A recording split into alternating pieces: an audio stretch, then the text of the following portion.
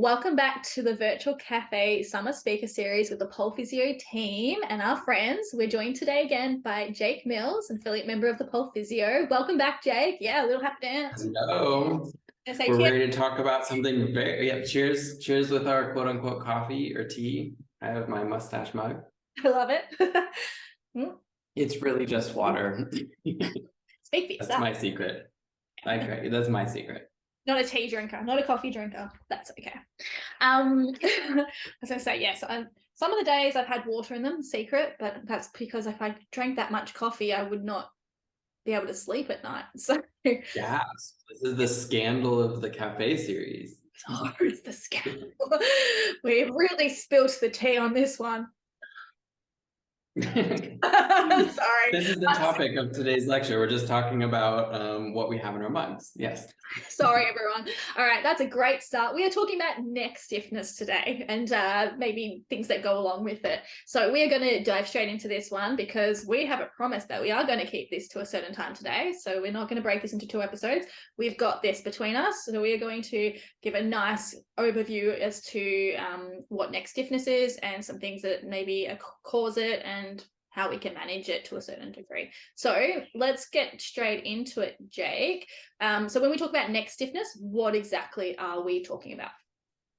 So neck stiffness, oh my goodness, we're starting off strong. Neck stiffness is a symptom. So it's not necessarily a specific diagnosis that you're going to receive. It's just more something that we feel. And I don't know if there's any exact numbers on populations, but from my experience, almost everybody gets a little bit of neck stiffness at some point or another to varying degrees. So what we're talking about is basically the sensation of difficulty moving your head or moving your neck into its full range of motion. Sometimes you just wake up one morning and your neck feels stiff. It feels really tight, and you might have pain or discomfort moving your head to one or both sides. Or some people have difficulty looking up.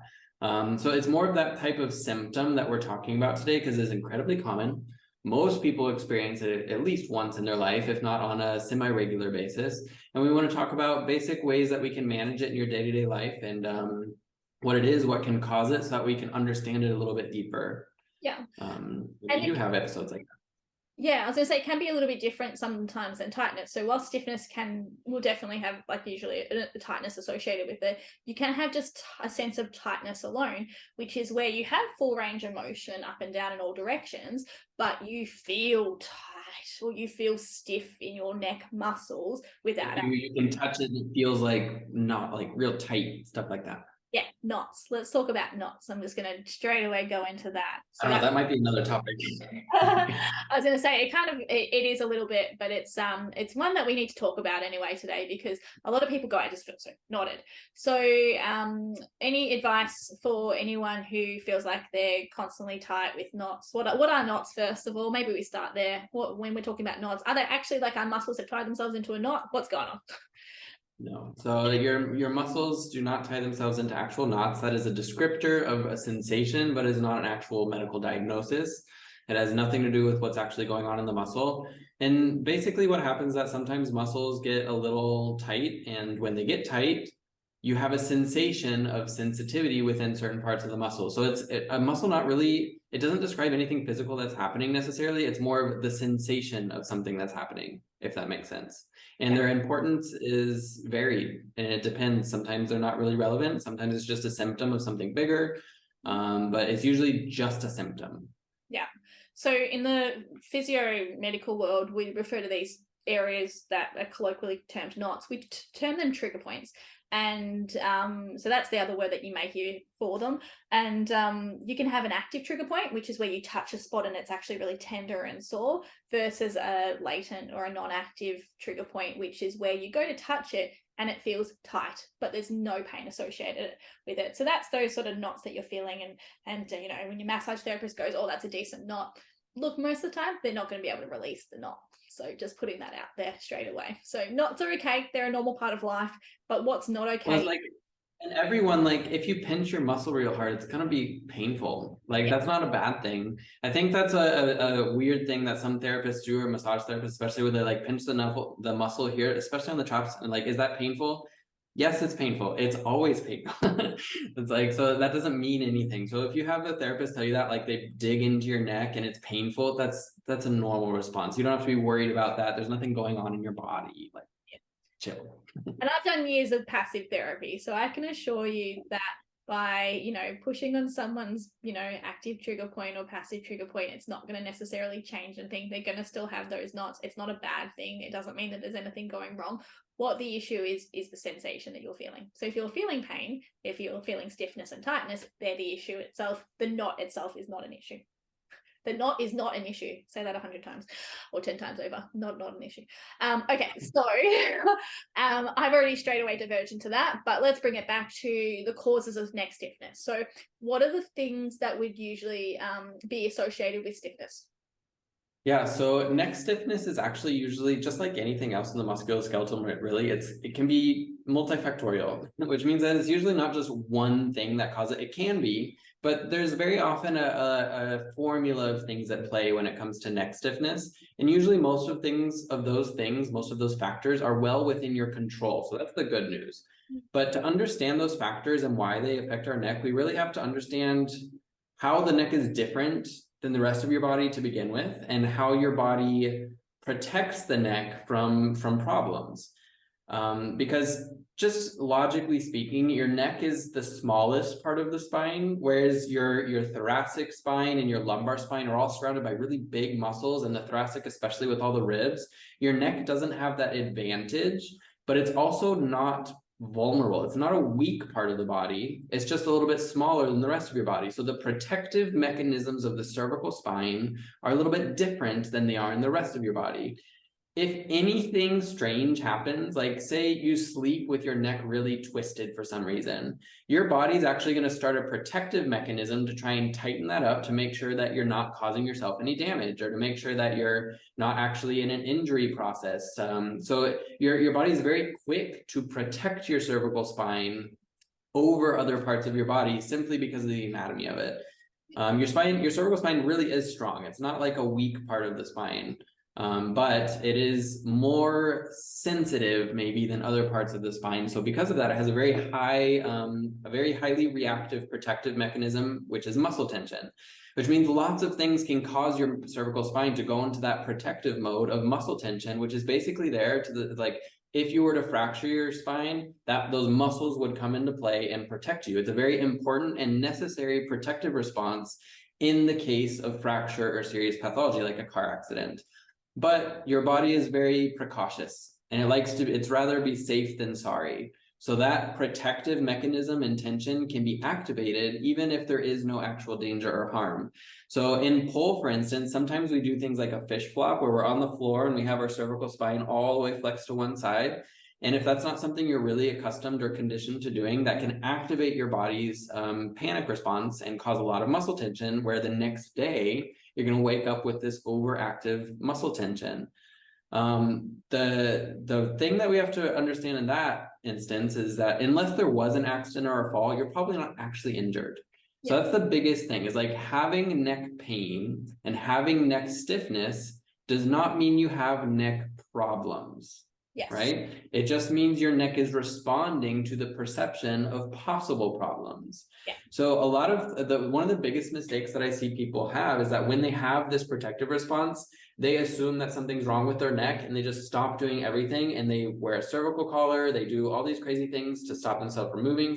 When in reality, you just need to calm the response down and bit by bit get your movements back. And we call that like an idiopathic cervical tension, which means that there wasn't a direct trauma or a direct reason to cause it. Idiopathic just means that there's not an obvious reason for that to be there. If there is something like that, an idiopathic cervical tension, one of the best things you can do is slowly and gradually turn your head in the direction of the tension instead of avoiding it. Like, let's say, for instance, someone has pain or difficulty turning their head to the right, unless they just had a recent fall or accident. The rehabilitation of that at home, the things you can do is actually start to try and bit by bit turning your head to the right. Even though that's the one that's difficult and hard to do, you can bit by bit relieve that tension. Basically what you're doing is turning your head, and then you're reminding your brain that you're not in danger. Because when you do turn your head and nothing bad happens, your brain's like, oh, we're fine. And then it can start to relax bit by bit. So that's kind of a general overview of that. And then I think we're going to get into the stress and the other emotional aspects in just a second. But do you have any other comments on that you'd like to add? Yeah, no, I think that you nailed it pretty much there in terms of my thoughts and feelings towards it. Like, there's so many other things that we do in pole that, yeah, so you mentioned fish flop, that motion where you go over that neck.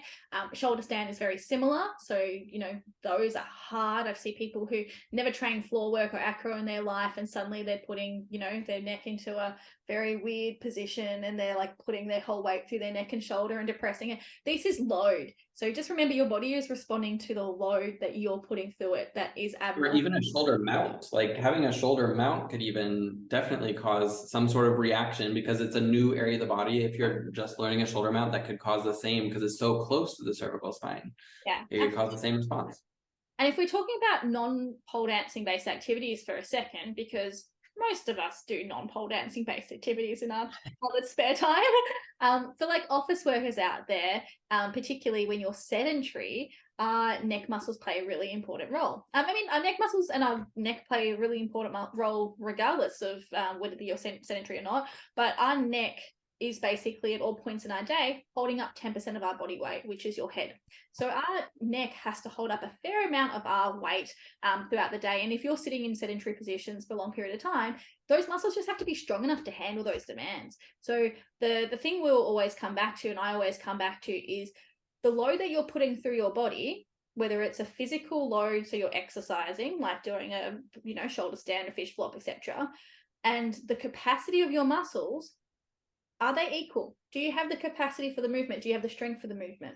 So if you're sitting at your desk all day, that's fine, not a problem. I mean, there are probably some other issues associated with that, but let's say you're sitting at your desk for a while and you're basically having to stare at your computer screen. Does your muscles have the strength to be able to handle that? If they don't, they'll probably seize up. Also, statically, like imagine you had a barbell in your hand or a dumbbell and you just had to hold it straight out without moving.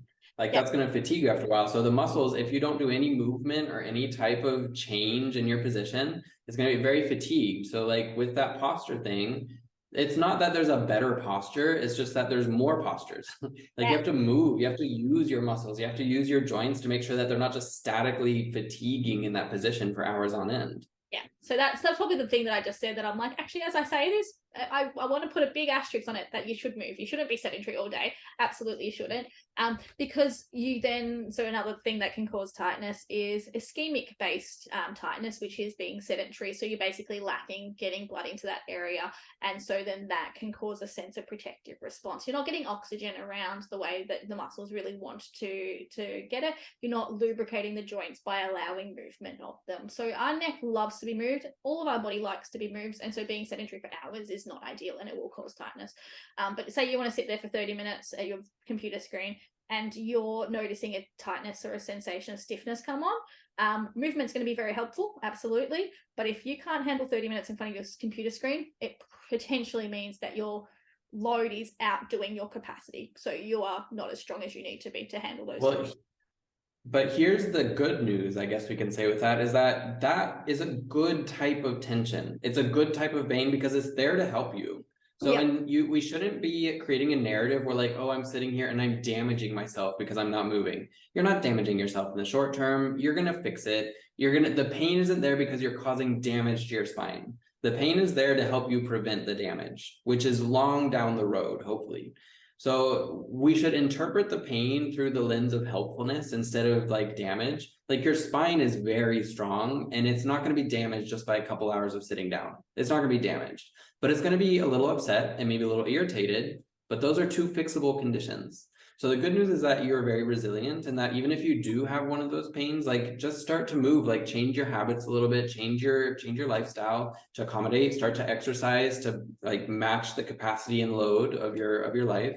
Yeah. And then your cervical spine should be fine. So these symptoms very rarely are indications of damage and pathology. They can be, but usually they associate with other symptoms as well, and it'll be a whole other issue, but it's very rare. So it's not even worth thinking about unless there's other symptoms that are obviously present, like numbness, tingling, nauseousness, dizziness, stuff like that. So if it's just like this random neck stiffness or even a little bit of pain, we shouldn't automatically assume that it's damaged or something seriously wrong. It's probably just one of these things that we're talking about that needs some gentle movements, gentle lifestyle changes, changes in the capacity versus load, and then relieving the tension by actually using your range of motion, even if it's in the direction that's a little bit uncomfortable. Yeah.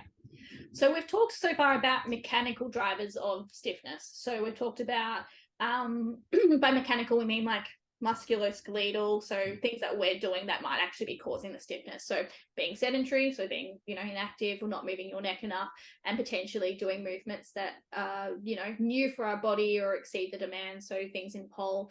The other one there that we didn't chat about, but I guess is important to know, is like sudden, for like, high velocity movement. So head flicks, probably one, that sort of real whiplash motion that can, so you're taking your head through full range of motion, and if you don't have that range of motion and you're suddenly forcing it, your neck may go into that protective response. So there's lots of real musculoskeletal mechanical drivers that could be contributing to protective neck tightness, and we haven't covered them all. I'm sure there's a few more out there, particularly in pole. There's a lot of weird ones. Caveat, if you get that neck tension from a hair flip, it doesn't mean hair flips are dangerous. It just means you're not ready to do it yet. It's one of those things, like it just means you need to practice it a little bit more so that your body gets used to it, so that you strengthen it, so that when you do it, it's fine. So it's like, it doesn't mean that, oh, you should never do hair flips. We're not saying that. It just means you probably need to prepare for it a little bit more correctly. Or shorten your head flick range of motion. So you might only do a little one, or not as fast. So you might literally do a small one as opposed to a yeah, like change how you do it, or change how you prepare for it. Like there's strategies. There's strategies around it. But say that wasn't the hair flick. It's a whole video in and of itself. That wasn't a glorious head flick. I've got a very large chair behind me that stops the gloriousness of my head flicks, but I love a good head flick. And I have male pattern baldness that stops me from hair flicks. That's okay.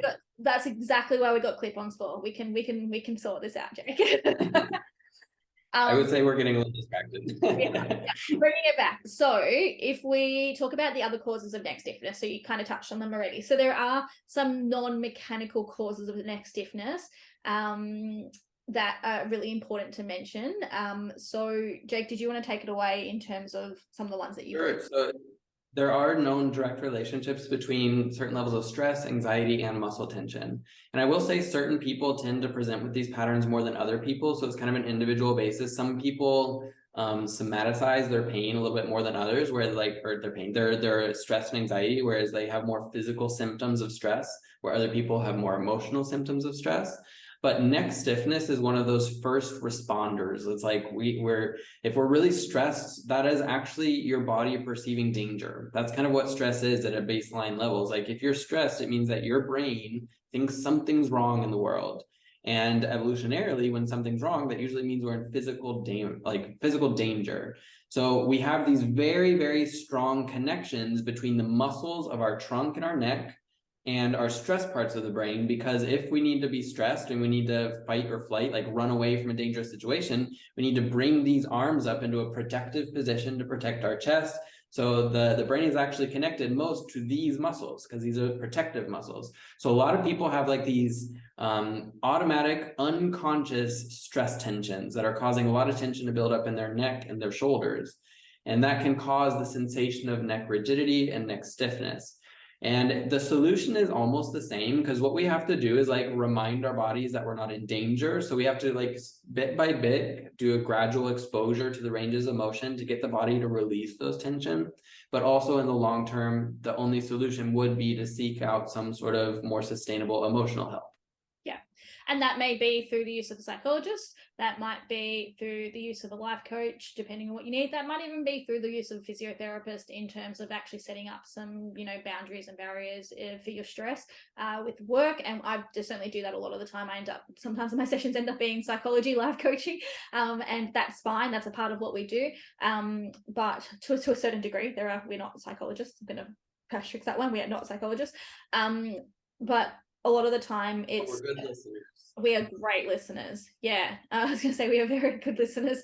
I was going to say with a lot of my patients, I will often talk through immediate treatment strategies for stress and anxiety. So sometimes, like, stress is an inevitable part of life, right? We cannot avoid stress. We can certainly minimize it, but we can certainly also reduce the effects stress have on us, and so do some things to combat the effects of stress. So a lot of the time I'll be working with my patients on implementing strategies to help them through challenging periods of their life. We know that sometimes every month or so it's going to be hard. It's going to be a hard slog for that month. Let's figure out management strategies to put in place for that month, and what that will look like for you individually will differ than the next person.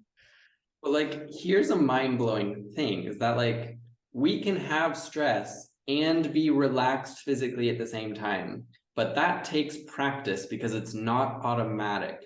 So sometimes the key isn't to eliminate the stress, because that's kind of a rude thing to say as a therapist. Sometimes, like, you need to be less stressed. That's just kind of gaslighting, right? Like, it's not necessarily a good recommendation, and it's not necessarily possible for everybody. So if you have a lot of stress and neck tension, it's very possible that we can help you with that neck tension a lot without telling you to reduce your stress, because it might be impossible. So the difference is that you have to kind of disconnect the two things in your mind. Like, don't tell yourself like, oh, until I'm not stressed, I'm always going to deal with this tension. Like, don't connect those two things, because the moment you do that, you have an excuse for your tension and you're not going to try and relax it. What we have to do is say, like, it's okay to have the stress. I'm just going to focus on relaxing my body. Like, don't try to get rid of your stress, because that might be more stressful. Like, the more you focus on like, I have to get rid of my stress, I have to get rid of it, that's just a stressful thing, because sometimes it's not possible. So instead, don't focus on your stress, focus on your muscle tension. So take breaths and just try to get your muscles to relax, do some movements, and then keep going with your stress. But like, just focus on your body for a little bit, disconnect the two things, and that will make a huge difference in how you feel when you're stressed. Yeah. And then when you're ready, and sometimes it takes people a while for this, but then it's about implementing then the long-term stress management factors. Again, we need stress to grow as individuals. We're not going to completely eliminate stress. It's about stress levels. So then you want to implement long-term management levels to reduce stress levels to a manageable point. Or you might have a really high stress period, and that's it. You know that you're going to get through a week or a month or however long it is for that, and you just have to manage it for that period. But if you see high stress levels for the foreseeable future, then you're going to need long-term management strategies, and that's where a counselor, therapist, etc., is going to be really important for you, as well as implementing just general strategies from your physio. But you don't have to wait until you get access to that before start focusing on your body. Like, you don't have to say like, I'm just going to deal with the pain and have it until my mental health is better. No, you can start working on your physical health today. Absolutely. Love that. So focus on that.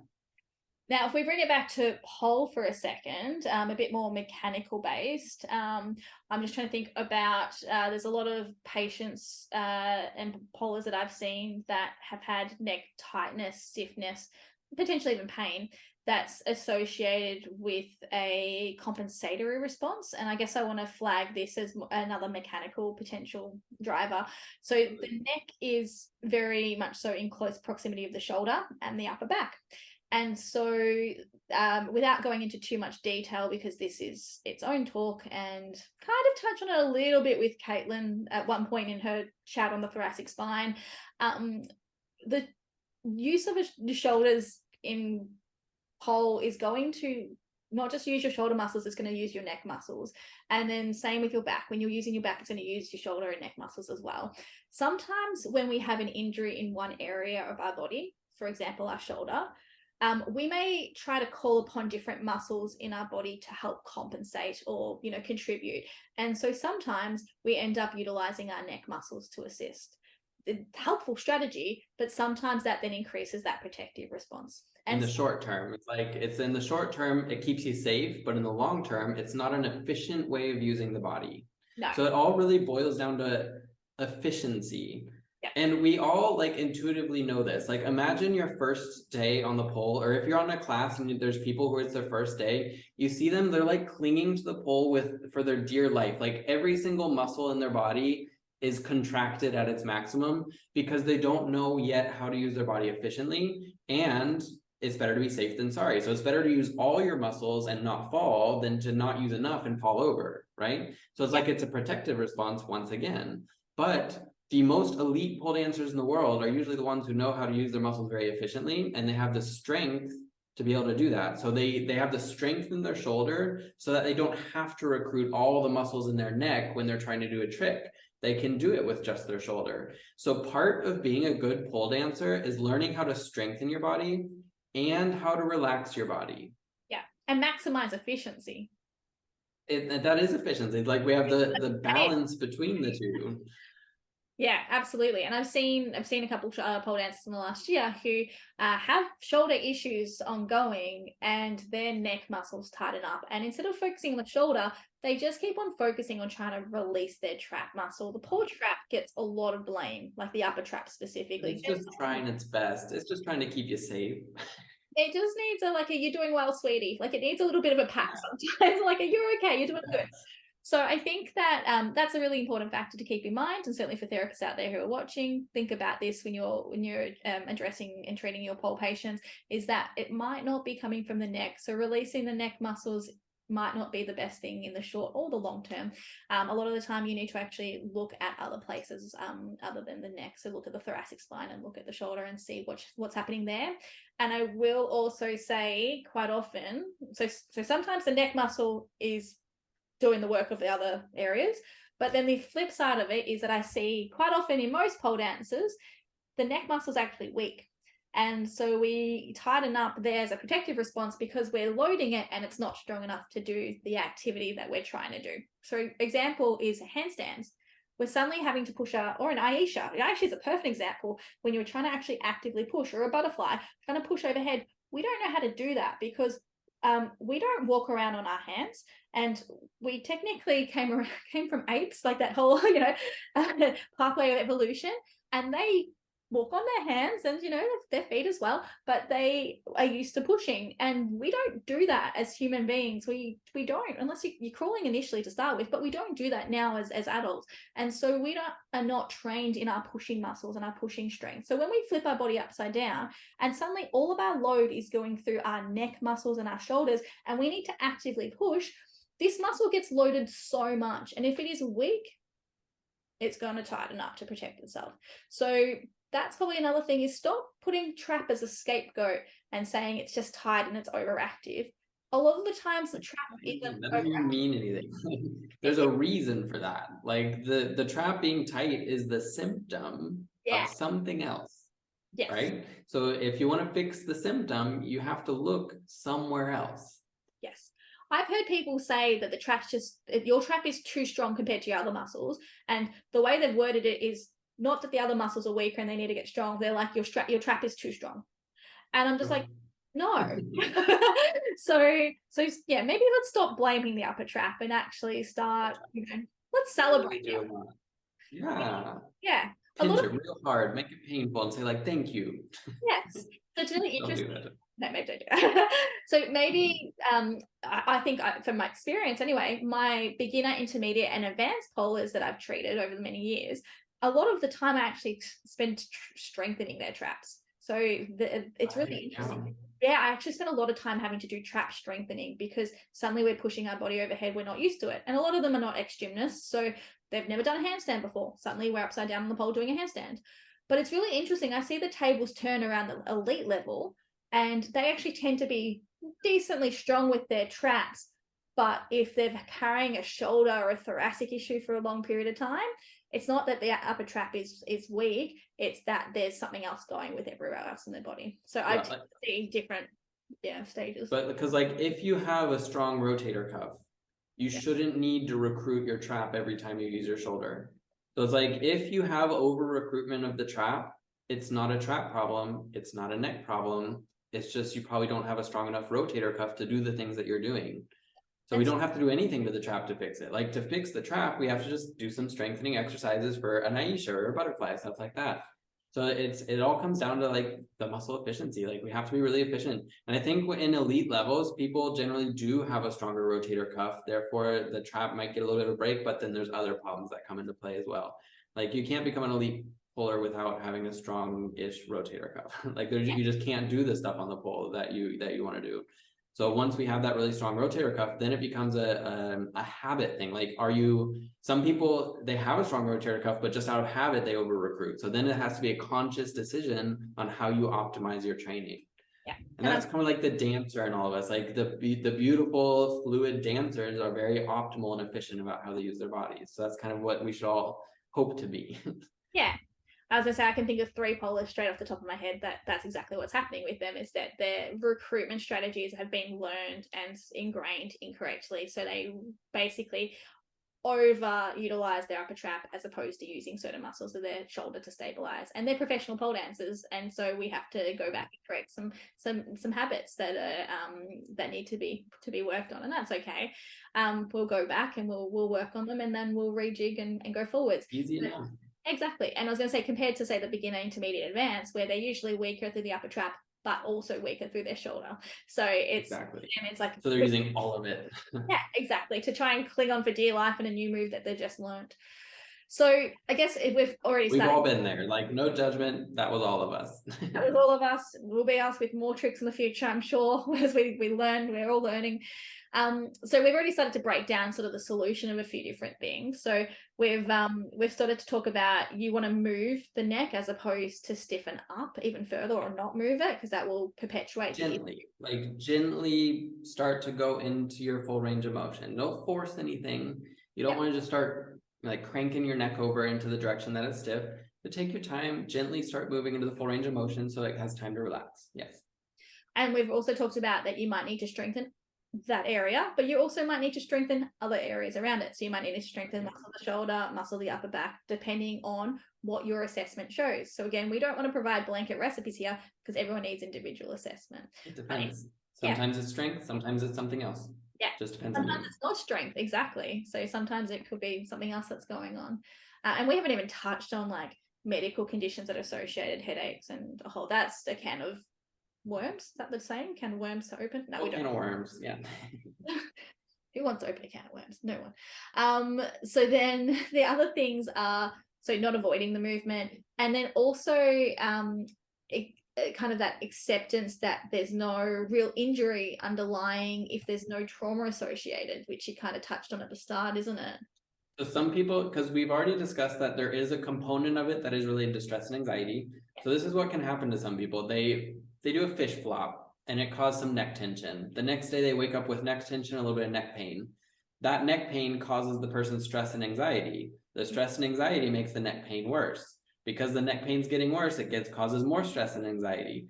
And then they can't sleep as well. And then they're not sleeping as well. So the neck pain gets worse. So that it can really cause this devastating downward spiral when there really wasn't a problem to begin with. So some of the best recommendations we can give with this is just don't catastrophize it if there wasn't a trauma. Like if you didn't actually fall or have any obvious indication of damage, just try and relax. Don't panic about it. Do some gentle movements and wait to see how it reacts over a couple of days.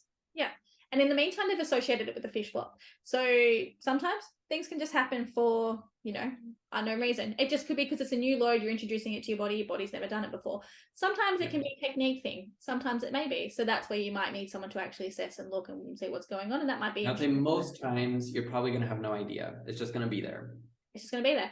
But then if you've catastrophized, you've associated with the fish flop, the next time you go to do a fish flop, you're probably going to get the pain again, and then it re-cements it. And it's just purely because you're really like freaking out about, well, I did this last time, it caused me pain, so it's probably going to cause me pain again, but I'm still going to do it.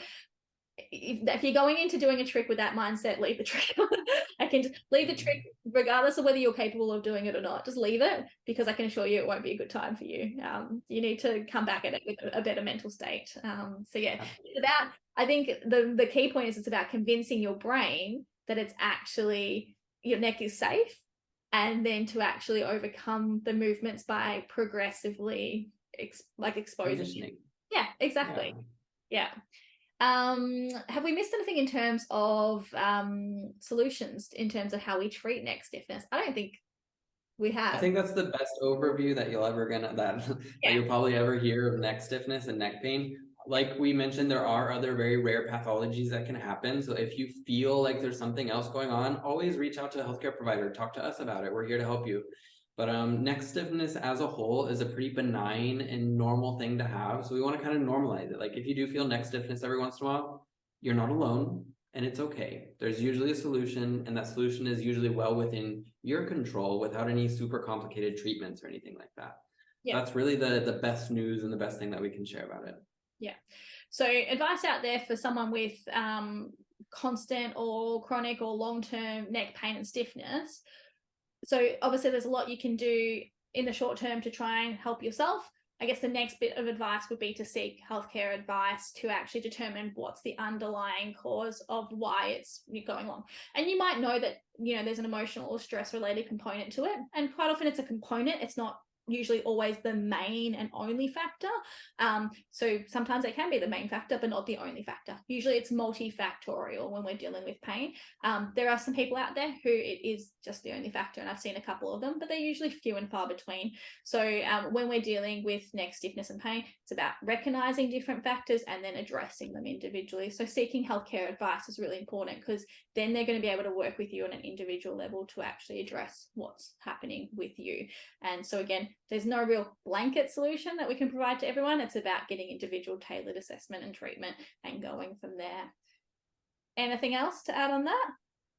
No, I think we nailed it. We did a great job. We did a great time. So our take-home message for today is move your necks. Don't be afraid to use it, and seek healthcare advice when needed. So in terms of appointments, so Jake is available to be seen, and I'm available to see. But Jake's available to see on the online platform as an affiliate member of Pole Physio. So head to www.thepolephysio.com. From there, follow the links to book online, and you'll be able to book with Jake to be able to see him. And Jake is happy to see anyone with long-term neck issues, but also with any other issues in the body. Jake is happy to be seen. As physiotherapists and chiropractors, we have musculoskeletal issues. Oh, sorry, yeah, that's true. Musculoskeletal. Please don't go see Jake for anything else that's non-mask based. But yes, I was going to say, we have seen everything. I get messages all the time from people being like, have you seen this? And I'm like, yes. I can assure you we've seen every injury pretty much under the sun. There is nothing that shocks us or surprises us. It's quite often that the funny ones will be people will be like, have you seen a wrist sprain? I'm like, that's not even that uncommon. That's every day, exactly. Had one the other day. Have you seen a neck hernia? Yes. Like, well, every other day, yeah. Yeah, pretty much. So there is not much that we haven't seen, if anything at all.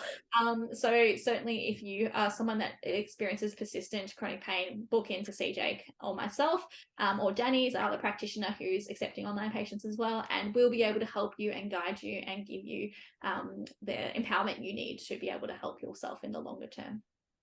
Yeah. Thanks so much, Jake, for joining us for the series. This was our last session with you today, so I appreciate your time. I know, Zab, but we do appreciate it. So thank you so much, and we look forward to seeing what amazing content you produce this year as a part of the Pole Physio team. We're so excited to have you on board. Thank you so much. We'll see you soon. See you all soon. Bye.